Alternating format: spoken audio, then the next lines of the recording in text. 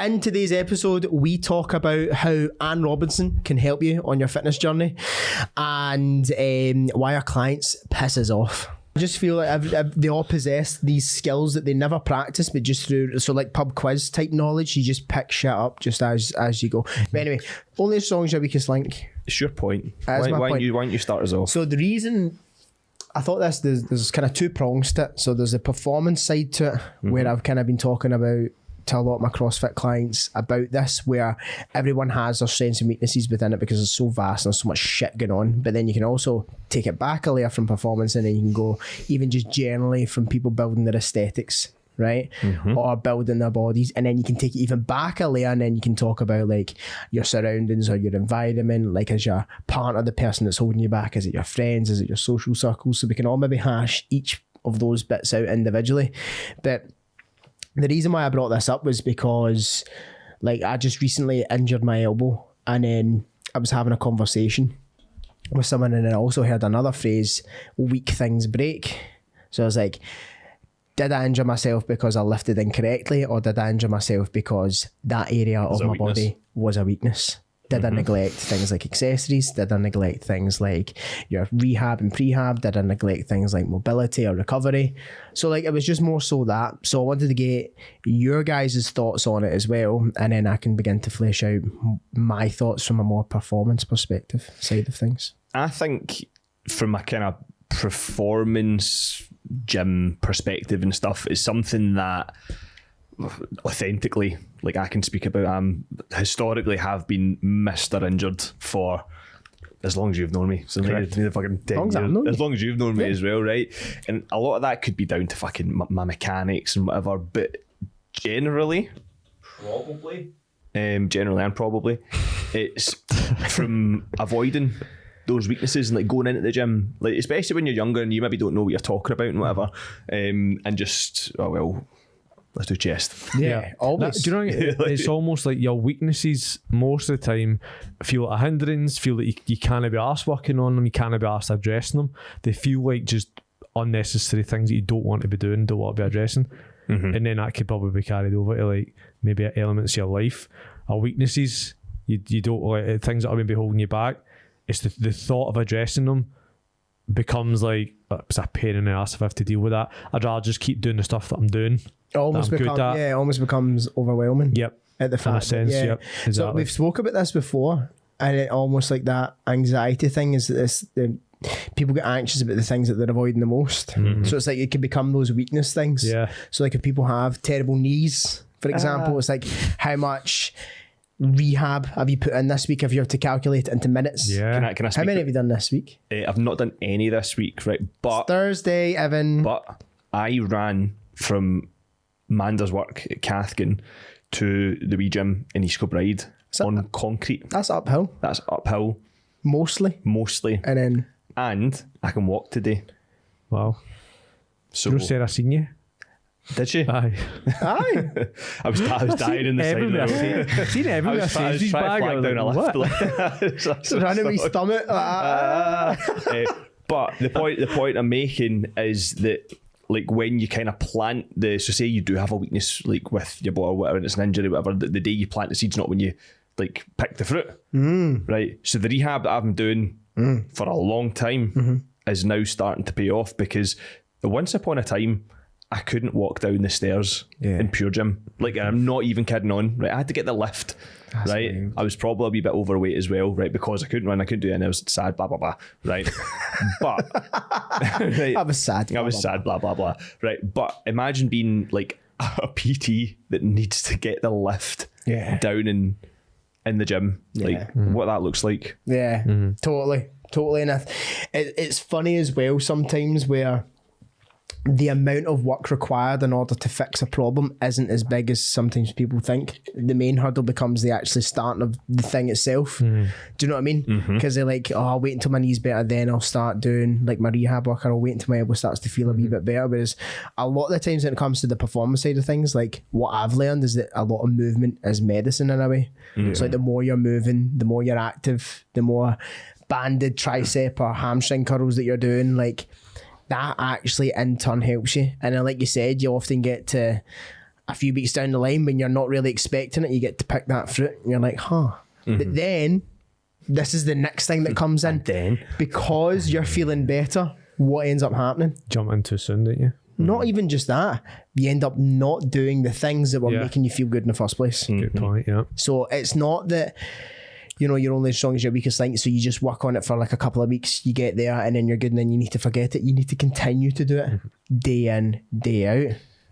yeah, it just needs to become part of your routine. But sorry, just before you go on your point there, something that I've noticed from the population that I work with is, and I know this is like an added expense, but it's like the reluctance or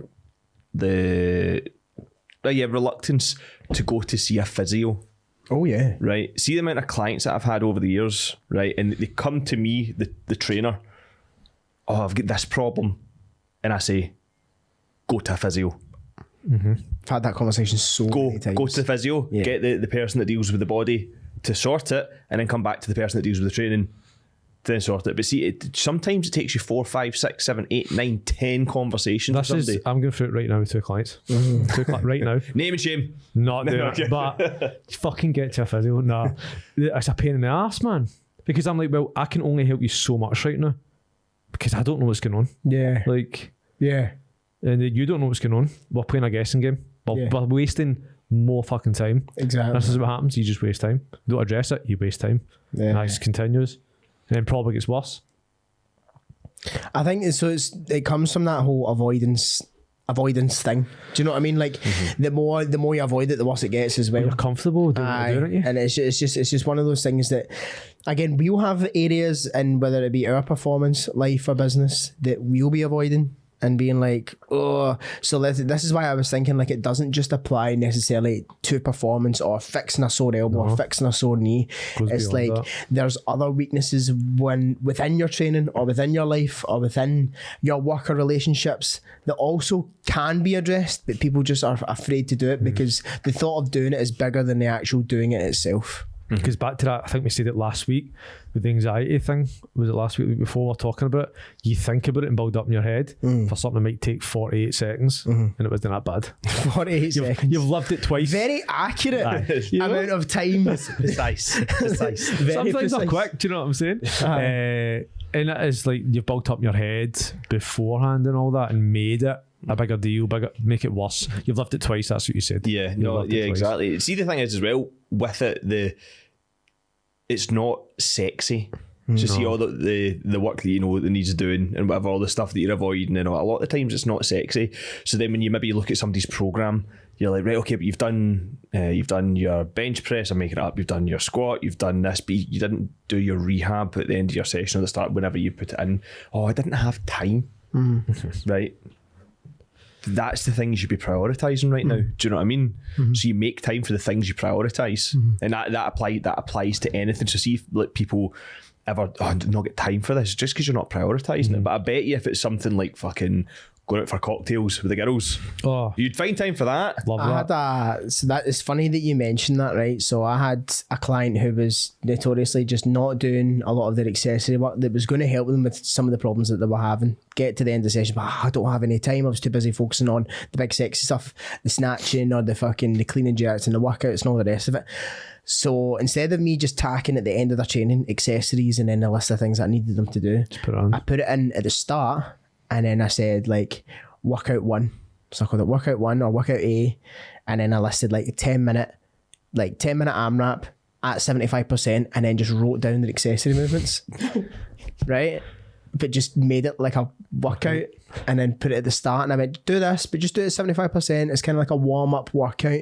But it was all the things that was at the accessory bit, I just stuck at the start and then they still managed to complete all the rest of the funny stuff that, innit? within the time that I told them to do it. So you mentioned that, it made me think about this one person. You use Jedi mind tricks. Literally, and then there was another thing as well. So Andy and James were missing out a lot of it, and I just changed what was said accessories. I changed accessories to gains. And they were like, James was like, makes me want to do it now rather than doing accessories. So it's also the way that you could potentially, as if other coaches are listening to this, to like trying to get that if their clients are going through the same thing, just like reframing it in that person's brain, being like, instead of this is the boring work that you need to do, like tart up a wee bit, play some Jedi Mind Do you know, Trick. actually, that's actually a really good point as well, because see, especially if people have been like working with you for a while, right, or you've been on your program or whatever, right, and you're right, okay, I'm getting my new workouts, and they're titled, and this is a very small difference, but they're titled like workout 1, workout 2, full body A, conditioning C, all that. That's boring as shit.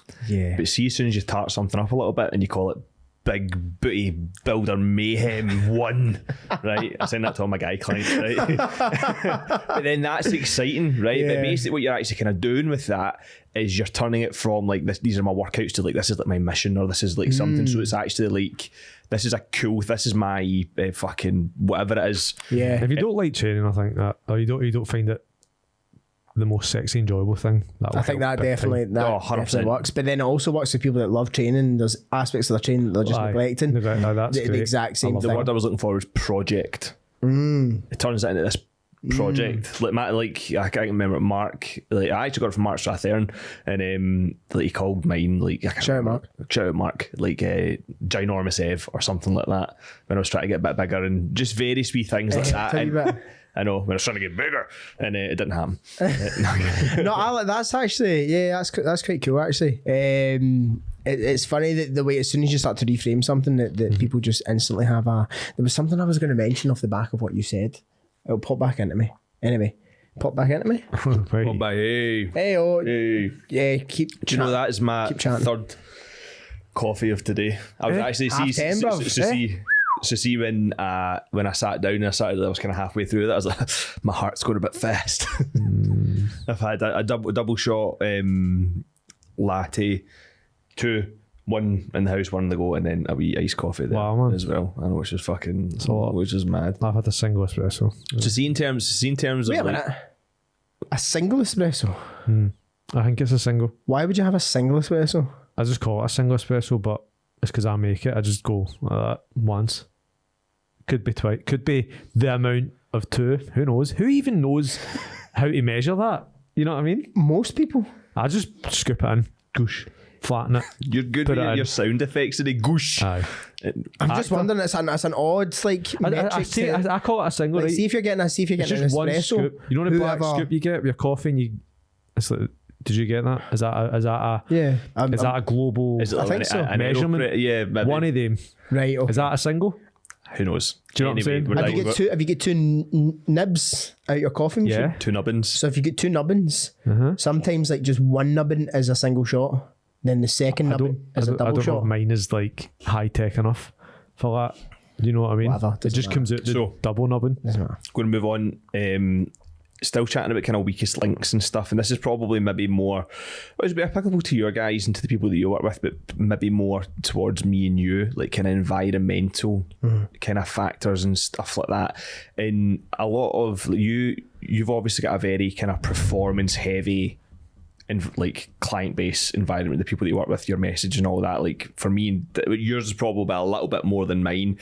A lot of my clients are very much kind of lifestyle, like That's going to be their weakest links a lot yeah, of the time. yeah. So a lot of the times the problem is that like my client's environment, right? And this could be like, environment at work, right? That it's not setting you up for success, right? That could be your weakest link, right? But in the same breath as that, it could be at home. It could be like your partner. Yeah. Do you know what I mean? So I was actually having a conversation with one of my clients the other day, and like that their partner made like a kind of off comment to them or something that, along the lines of, "Oh, well, you're going to fail anyway," kind of like that's Aye. like that sort of. Really? Yeah, maybe it's, but the thing is as well, so from, and I don't agree with it, but from the partner's perspective and whatever, if they've seen someone try so many times and fail, they're not bought into their new vision and Yeah. like whatever my client wants to go, because we fucking tried all these things. Anyway, you're going to fail again, right? And that is, sometimes that is the conversation that you need to have with the people in your life. You need to have that hard conversation that you could be avoiding having that conversation as well. And then when you avoid it, it gets bigger and it gets worse and whatever. But you need to articulate to people how important your journey is to you, to address that weakest link. Because if at home, if someone's not fully on board, chances are your journey's going to be a lot harder than, it's like, imagine somebody trying to feed you like a calzone every single night. Because that's what they're having. I'll take I'll take it. I'll take that deal. It's a damn good deal. I'll take that deal. I'll take that deal. But you must have kind of similar experiences to that. Definitely. I think it's just like you need to get buy-in from the people closest to you in your life. But even out with that, you need to be quite firm yourself with people. If people are trying to encourage you to go another way, you need to be firm with them. Say, nah. You don't need to be nice to people that are trying to encourage you to do stuff you don't want to do. You don't need to be nice to them. Why? Why be like, oh, no, and explain yourself? You do not need to. You just be fucking straight down the line, because people are less likely to try and then encourage you to get up to stuff, especially like the weekends. I see it. A lot of my clients, their big struggle is social occasions, is weekends, is dealing with peer pressure. And peer pressure is a real thing. Like it really is a real thing. I very quickly in my late 20s was like, I actually don't give one bit of a fuck about, like, I didn't get any peer pressure. No one could encourage me to do it with gear and stuff like that. Still had mates at the time who were very much into it. It's a big thing in the UK. Like after I was probably 26, 27, I could easily just be like, nah. And that was it. It was since then, it wasn't like, oh, maybe. It was just nah. And I stopped getting asked. It stopped becoming an expectation of he's going to do that, and more an expectation if he's not going to do that. Oh, I can speak on that quite heavily. So if I'll rock up to the pub with my mates, they know now, obviously, with the whole fucking 75 hard thing, but like even if I'm not doing that, like normally if I'd rock up, if I was like 10-15 minutes late, there'd be a pint waiting there. See, now there isn't, because like we don't know if we're going to get you one or not, because we don't know if you're drinking or not yet. And I'll be like, yeah, I'm going to have a couple, and they'll be like, right, okay. Do you know what I mean? So the expectation of even alcohol, never mind that, is like drastically went down, and that's just through the great like, example. You say no once, you get the piss taken out of you, and you say no again, same thing happens. If you say no for like third, fourth or fifth time, it's going to become, that's going to become 100%. It's sticking true to what's good for you and what you want to do. And with the full environment thing, I was kind of talking about it all day in my story, like a lot of time it can come across that we're maybe saying avoid certain environments, but that's never the case. It's how do you change how you act in the environments? That's all you need to do. People do think, oh, you need to avoid environments. Is that how I get the progress? Is that how I get the body? Is that how I become a healthier individual? Is it I avoid going out in night suit? I avoid... No. Change how you act in them. Just change your standards around them. I was talking to my mate Dean Fanny. Shout out Dean. I don't even know if Shout out Dean. But I was talking to him yesterday, and he's nearly 10 months without a drink, and he was like, I'll easy do a year. He's a PT as well. He's like, I'll easy do a year, and then after that I'll have like a good blow out with my mates. And he's like, I love like going out with my pals. That's what he was saying. And I was like, me too. And he was like for me, he's like, oh well, what I was saying to him is that I went out for my cousin's birthday, his 30th, just last Saturday there. Shout out Lewis. In fact, he was mad at dinner. He was like, you've never fucking shouted me out in the podcast. So there you go. There's your fucking shout out, knob. But then, so for me, I was like, oh well, I'll come. I'm coming out for dinner because I love going out for steak. And then I was like, I'll just like hang about, and I'll just drink soda water limes. Like, and I've got no issue like being out, staying out as long as they're staying out. Like, to be fair, if I wasn't driving everyone, I'd have left a little bit earlier so I could be like get home and get up, and then get home to like fucking to be fair at like 1 o'clock. I was fucking struggling at that point. I was considering getting the sugar-free Red Bulls in, but like I actually now enjoy going out. I know. I know. I thought you were considering getting a wee bag.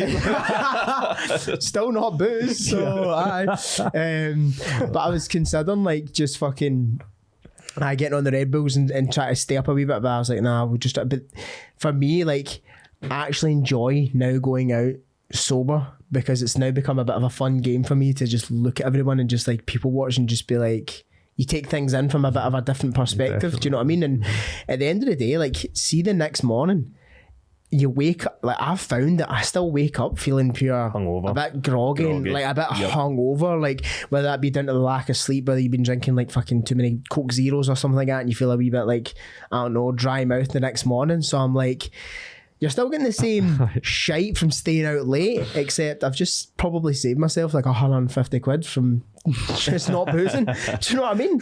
So I'm like, I genuinely don't know how people go out once or twice a week, every week. Crazy. I have Don't know Crazy. how. And then more a bit of no money. Well, like over this past year, my relationship with alcohol and all that has kind of, I've been mad a couple of times, don't get me wrong, but I'm very much like you. I'm not doing 75 hard in just now, but I don't really drink anymore.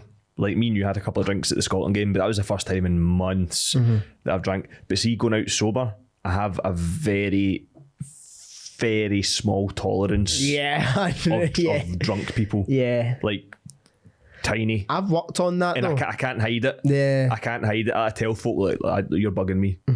Like, what do you mean? I'm bugging you? You get away from me. Do you know the most pissed I seen you was after Murrayfield? I've never actually seen you much drunker than that before. I was hammered. I can't remember. And you? I can't remember how drunk he was because You were that You stupid. were so drunk. Oh yeah, I forget. Because Murrayfield and then the Scotland game was the only yeah. two times. But Murrayfield, I really hadn't ate a lot. Aye. Played Played a game, had a burrito, right, and then it was let's get the drinks in, Yeah. and I was hammered. mad. And I guess this is a good. Don't you have seen me steaming before? No, it's 'cause you lie. No. I've only seen you drink 3 Oh, times. but it's like, I did lie to you, actually. I thought I was having a drunk conversation with you. You're sitting drinking soda water and lime. Yeah, it's good. See, it works. It is So the good. what a lime trick, man. Like I was the only person that knew you weren't drinking. Nah, the boys Did did. the boys know as well? I thought you were keeping it to them. No, the No? boys did as well. To be That fair, shows you how much I remember. No, I had two drinks. So I had Roddy got me a pint, and then I got a pint of Guinness in that pub afterwards. But then after that, I didn't. After 75 hard, are you going to? I won't send it, but I'll have a couple of drinks. I Full won't send. send because I did it when I did a long stint of not drinking before Hattie's birthday, from my birthday to Hattie's birthday. months or something, wasn't it? 4 months, I think. I can't remember. October, November, December, January. 4 months. I did that, and then see when I had my first pint after it, I was pure. I had a couple, and I was like, whatever. Like I wasn't fussed. I think I remember you saying that. Genuinely wasn't fussed for it.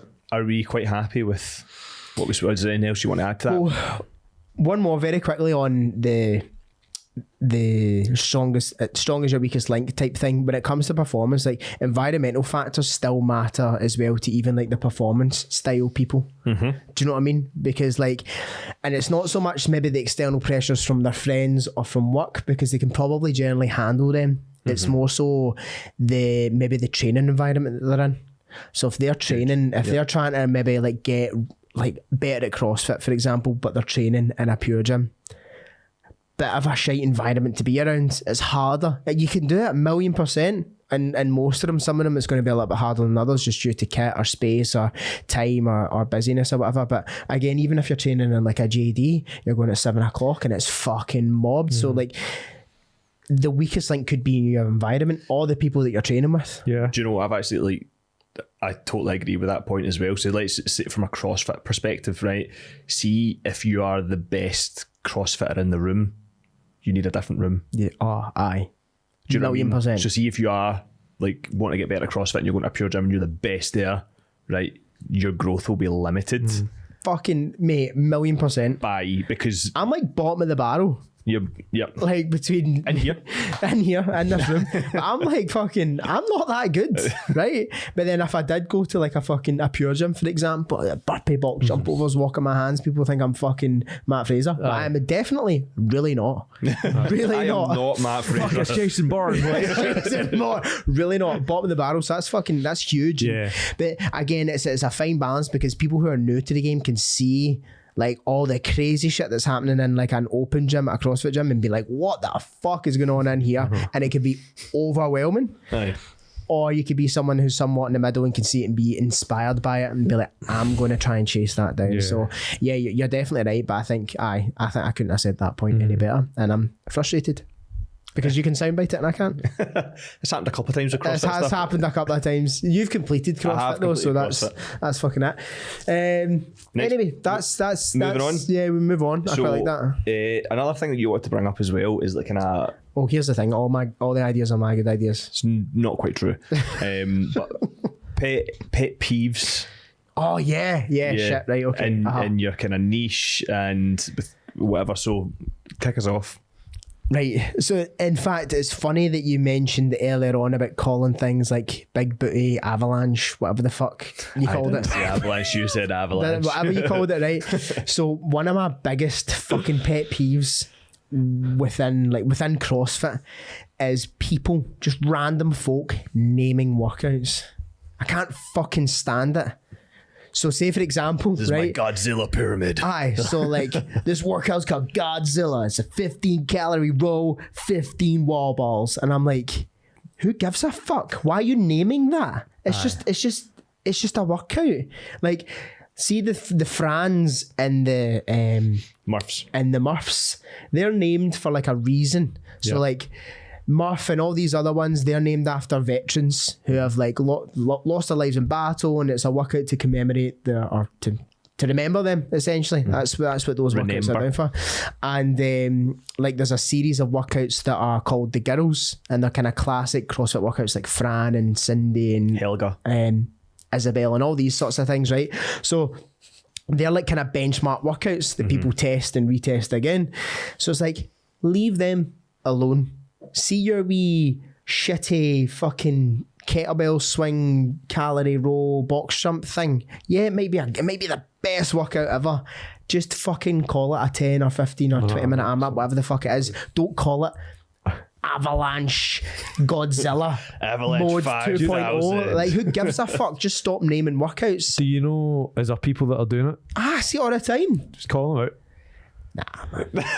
We don't want I that want beef. to know. We No, don't to be want fair, that I couldn't beef. even probably tell you like off the top of You've my just head. seen it But I happen. see it all the time. Like the people I follow on Instagram, and then they're like, fucking top table, and I'm like, Fuck off. off the top turnbuckle. I'm like, especially these Americans as well. Another thing that fucking bugs me. These damn Yanks. Most of the Americans, right? And then it's even like guys at the top of the sport, and it's everything is down to Jesus. I want to thank Jesus for this workout for this workout win. The fuck you thanking him for? He wasn't the fucking cunt on the assault bike putting in the reps. You were, you dick. Jesus get fuck all to do with it. So like, thank you, Lord Jesus Christ. It does my nothing. And then people like typing big messages out and being like, putting like a Bible verse at the bottom. You want to be religious? Be religious. I respect you, right? 100%. But don't fucking do a 10-minute workout, write a Bible verse, and then thank God for it. Nobody gives a fuck, right? It's not God doing any of this shit. Apart from all the other Christian CrossFitters. Yeah, like it's fucking does my nothing. I hate it. I see it all the time. And then I'm starting to see people do it now who weren't even religious in the past, but just because fucking Rich Ronan's doing it, he's They're getting doing Galantis tattooed on him, people think it's cool. It's not cool. It's a 3-letter word. Weird. Yeah. It's getting spell guns. Weird. Do you know what's bugging me that I've seen make a kind of resurgence? Is that the word? Yep, resurgence. Is like the relaxed, non-relaxed. fucking Resurgence, it's no fucking stopped. Aye. Oh no, but I didn't see it for a wee right. But Yeah. it really fucked me off, man. So there's this girl, and she posted one of them. So like, this is my body, right? 3 weeks ago, right? Aye. And then she posted another one, right? My problem with it is, and some people, so I actually put up like something on my story, and some people were really for it, right? Obviously because they can maybe relate to it and all that. That's fine, right? And then some people were against it. It's just for likes. Of course. I man. think that the message, right? So see, like the first person, like on the whole of Instagram, that maybe done it. Yeah. Do you know what? That's a good message. That's a good message. That's a good message. Then maybe also some people that have a big platform that maybe post it once. That's a good message, right? See if you're constantly posting shit like that, like, oh, this is my body, this is my body, right? All the fucking time. You're doing it for likes. You're not doing it to help people. People crave likes, but they crave it, man. And then they'd maybe do something that would have actually impacted someone, doesn't get likes, they'd never do that type People of are post maybe again, doing never. it for reassurance though. Like, Yeah, could be. oh, you look great, well done. Like, Yeah. people are potentially doing it so that they feel reassured in themselves, Likes, rather than like- helping others feel reassured, because the other person watching that might see it and go like that, oh my god, even at their worst, like, they still look absolutely incredible, except I'm this like fat bag of shit. Do you know what I mean? So in turn, you end up helping no one but fat bag yourself. of shit. You selfish fucking arsehole. So Did you see some of them and they're like trying their hardest to get a few creases at their belly and it's fuck all there. You're like, come on. You look absolutely fine. You're like, just stop it. Stop it. Behave yourself. I know it's nonsense, but I think as well as anybody that isn't aware that if you just sit down, people have like. I think if you're unaware of that, you're a bit of a numpty. Do you know what I mean? If you sit down and you're obviously not going to be having even people with six packs, you sit down, you're not really going to see it if you're sitting down, unless you're like Liver King. Yeah, man, I'm in the fucking row of my tap off and I'm like, I feel like a wee fat podge, you know, man. Because it just kind of hangs air the top of the short, in man. fact, I made a reel and then I was on the assault bike and I was leaning forward and I was like, I could see abs, but then I could also see the lower part of my stomach hanging over my short a wee bit, and I'm like, did it? Fat a wee bit? What was happening there? I was going to post less bike videos. Yeah. You'll start to get your good angles and all that. Yeah, start to get the angles. Only post the bit in the bike. Only post the bike bit when you're sitting on it initially and never actually doing it. Never actually doing it. I don't do much on it anyway, to be fair. I've been doing bike erg a lot. No, a lot of assault bike, man, or echo bike. It's fucking rough. But something's been annoying me, right? And I seen this lassie, this coach, post it, and it blew my mind. And I feel like I've seen his other videos like it. I don't know if it's again like maybe a resurgence of people talking about fat burn workouts, right? And she was talking about the Stairmaster, and this is the right level you want to work on, girls, because this is the fat burn zone, right? And I was like, get yourself to fuck. Like, nobody cares if they're burning fat or carbohydrates in a workout. They care if they're losing fat overall, right? That's who she's talking to. Fat loss, burning fat, carbohydrates. Like, people just don't have a fucking clue what's what, and then you've got people out there making it look like they're going to be losing fat if they're on a Stairmaster at a certain level, or what was the other one, the treadmill or something like that, level fucking level 13 or something like that. James Smith did a really good video Fuck you, TikTok. on that, kind of like breaking that down and being like, parts of what this man is saying is true, but the way that the video is misleading and it's not 100% accurate, because it's like there is, if you're working out a low intense like state, you are using more fats Ketones, for whatever, but then it's like the way that he's saying it, that it's just like it's totally misleading. Like, you might be using fat for energy, but you're not burning two fat different or things. losing it. It's two completely You're not losing, if you're burning fat for energy, it doesn't mean you're losing fat. You need to be in a calorie deficit for that to happen. But you've got people that are promoting workouts as fat loss, fat burning type workouts. Even if they're not saying fat loss and they're saying fat burning, still misleading, because people are going to think, I'm going to get lean doing this workout right now. I think the thing that lacks from TikTok fitness is context. So like where we learned and consumed a lot of our knowledge about fitness was through mostly longer form content. Bodybuilding.com. Whether that be articles on bodybuilding.com or T-Nation. Bodybuilding.com, T-Nation and YouTube.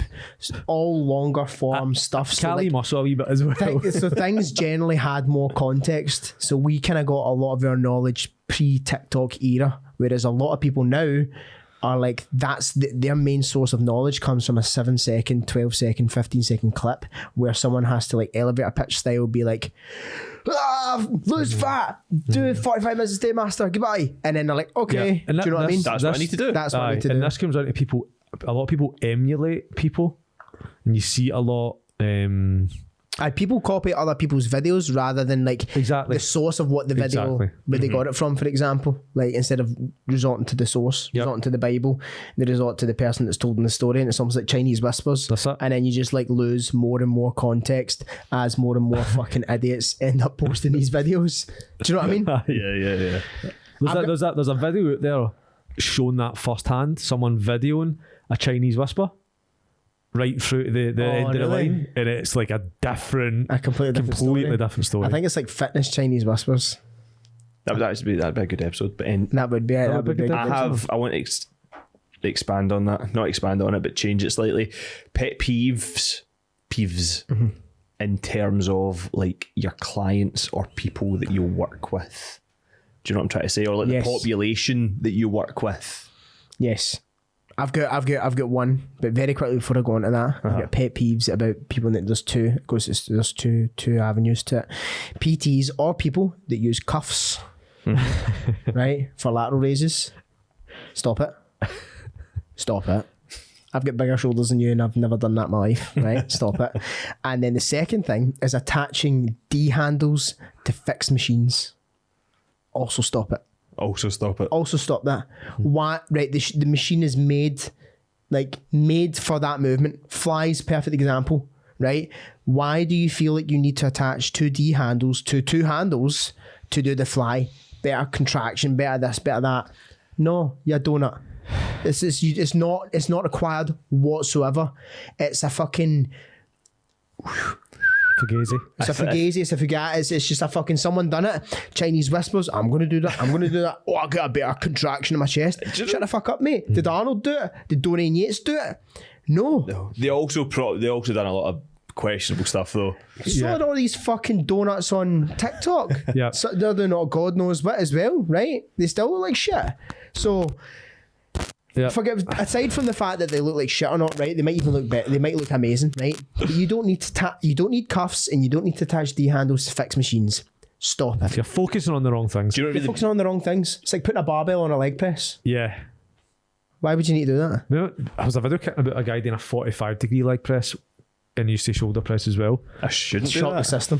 Shock the system. Do you want me to jump in? Do you want to jump in? You can I've jump still in. got another act. So, who's making all these recipes? Who is actually making them? Because I see them all the time. Coaches, you post them all the time. Who's making these recipes, man? Like who's got time to make all these? I different fucking never made a recipe for a TikTok or a reel in my life. I don't even watch them through. So I'm like, fantastic, you made a fucking chicken fajita wrap. Well done. No, And to be people fair, are fucking daft for them, man. I watch daft them. for them. I watch them. People are horny for it. Never do them. Like I Never. love watching them. Who's actually doing them? See if you message me and I'll I can't believe that you'd actually do it. I know There's just so many. It's that whole thing. Do you know what, actually that this could be one of my pet peeves for people in my niche or whatever is, oh yeah, I'll do that later. Oh, I'll save that. I'll do how that many later. are either liking it, they're saving it, Right. never You're never went gonna do back to it. You know, I actually put a post in my group today about that exact thing, like lying to yourself and saying, oh, I'll do that later. I'll do that later. You're lying to yourself. Yeah. You need to stop it. My last pet peeve before we move on to the kind of client one is unnecessary banded warm-ups. Right, but I work in like a kind of, I don't work in a gym. I train from like a kind of bodybuilding gym because I actually really like it. Right, it's brilliant setup and all that, and it's always really quiet. See the fucking workout, the warm-ups that they all do with their bands, and they take about 40 minutes. Yeah. Do I need to stretch my lat? Oh, Maybe I that's need to just why do your this. knees are fucked. Maybe I you need- need I need to to start do doing this. you got merit, mate. Maybe I do it. I don't know. I don't shit in it because I get when I do it. No, I in feel fact, good for you're it. getting called the fuck out. He does that. I know, but do you know? You do that. I've not used bands and No, stuff. mate, you sit there you warm up It- for about 40 minutes. needs to So, be- no. Listen, It does. let me jump in. It does. Let me save myself here. I was going to mention it ages ago and I forgot. I've been injured this full year. Tore my rotator cuff. My knee get fucked because my calf had popped, and I've got like a fucked up shin somehow. Another made up thing. No, that's genuinely fucked, right? So I've been doing the things. This is what I'm going to say. You talk about the not doing the things. I was injured my back for 10 years consistently, year at a time, couldn't train and all that. So I'm the person that does do the stuff you're meant to fucking do. So my rehab for my shoulder alone is 25 minutes, not including my knee, not including just warming up and mobilising my other end of my body. So I've been taking 2 hours a day at the one time, and I've not been able to get a second session in, not been able to get extra cardio in, because I've been sacrificing it for my rehab. That's what's been happening. That's why I'm in the gym for so long. Sounds like excuses. Excuse But I still do the workout. So regardless of all the shit I'm doing at the start, I'm still All I grafting. see is I'm fucking doing like some lunges to like a wee mat on the floor and like rolling Yep. and rolling Yep. and by that point I've done like 6 workouts. 10 workouts. How's your 10 How's your workouts. elbow? A lot better. But was it? How lot did it better. go? Maybe. Do A you, lot like, better. do you know what I mean? I still put the work in. Maybe I can't work out as much as I want to because of injuries, because I'm having to focus on them. That's it. Yeah. Here, that's fine. The key words in what I said was unnecessary though. Yeah. Do you know what I mean? Yeah. So you want it, if you are going to do that, it needs to be as long as it needs to be, but as short as possible. The minimum effective dose. Boom. That was a good idea. There you go. Listen to these cunts. Do what you enjoy, man. Do what you That's it, enjoy. Danny. See if you want to do some bands if and you shit, enjoy fucking rolling do about them. the floor for 45 minutes, hey, be my guest. I actually mate. don't. Be my at all. guest. It's fine, bro. Honestly, I don't. I think I had one But more it needs to be thing. done. And this is the full point, right? Bro, drop it. Drop it. There was one thing that I wanted to talk about. We're talking about pet peeves within our niche. Yeah. People within CrossFit 100% do too much too often. Yes. So like you get someone that does the conditioning class and then the normal class and then they go to JD and then they strength train and then they try and like get a zone 2 workout in on top of that. Like they do too much, and that's coming from the guy that's training twice a day, every day, 7 days a week. Do you know what I mean? They just do too much. And More isn't always better. More isn't always better. And obviously you guys will have the opposite issue, but one of the biggest problems and biggest kind of pet peeves I have is that I always have to pull people back from the gym. Reduce their training time, reduce their training load, reduce the things that I they're had doing. that problem. Right? Literally start taking things off, and then people they post in their stories. They're in the gym on a Thursday on rest day, like posting, doing shit that I'm like, what are you doing? They start doing it in secret, like crack. And I'm like, well, take some time off.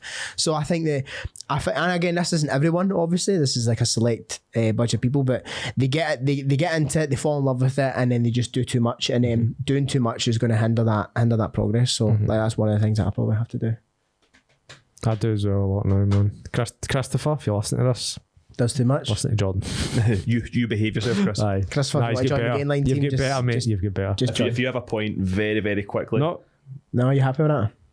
My pet peeve or whatever in relation to kind of my niche probably be aiming far too small. Oh, really? Do you know what I mean? Oh, I would have thought they would like, I want to lose 10 stone. No. Aye. So I work with a lot of people that potentially do. That might be the deep goal. Oh, I really want to lose X amount of weight and I want that my life to look like this and I want blah, blah, blah. They undershoot it far too much and they settle for, I just want to feel a little bit better. I just want to feel a little bit whatever. And the problem with that is that there's no oomph with that. There's that's not a deep fucking reason and a driving force behind you actually achieving something that's fantastic with your life. That's if your goals are just to tone up a wee bit, I get my head. that. I get that all the time. So people, I just want to get a wee bit stronger, and I just want to get a wee bit bit, fitter. just a and wee I'm bit? like, so I actually made a tweet on this. and you have 2 minutes Right, less than. realistic goals set to the average ambition level are uninspiring and will only fuel you through the first or second hurdle. At which point you will throw in the towel. If the potential payout is average or mediocre, so is your level of effort. that was too long for me, man. Also, it's a quote from a book, but super applicable to this. 100%. So like it's the last one more sentence. The last sentence is the. I'll say it one more time. Right, realistic goals set to the average ambition level are uninspiring and will only fuel you through the first or second hurdle. At which point you'll throw in the towel. This is the most important part. If the potential payout is average or mediocre, so is your level of effort. So like if the goal was to lose, I just want to lose like £2, you're going to put in £2 worth of effort towards that. Like a big shite. Do you know what I mean? Aye, yeah. That's a bit Whereas cool. if you're like, I want to lose 5 stone, you're going to give that 5 stone worth of effort Yep. potentially. Huge. Wrap up there. Happy with that? Yep. Boom. That was episode 48 8. of the No Rep podcast. Thank you very much for tuning in, guys. If you gained any form of value from that whatsoever, you need to pay the man. You know, Pay the man. Don't be a hoe. Share the show. And do your usual stuff, like, comment, share. Give us a review on Spotify as well, actually. That helps a lot. We have crossed the 10,000, the 10k mark, whether that be listens or Let's go. downloads, I don't know. We've crossed that mark. Let's go. So let's go to 20. Here we go. Then peace, guys. Ciao. Lebosh.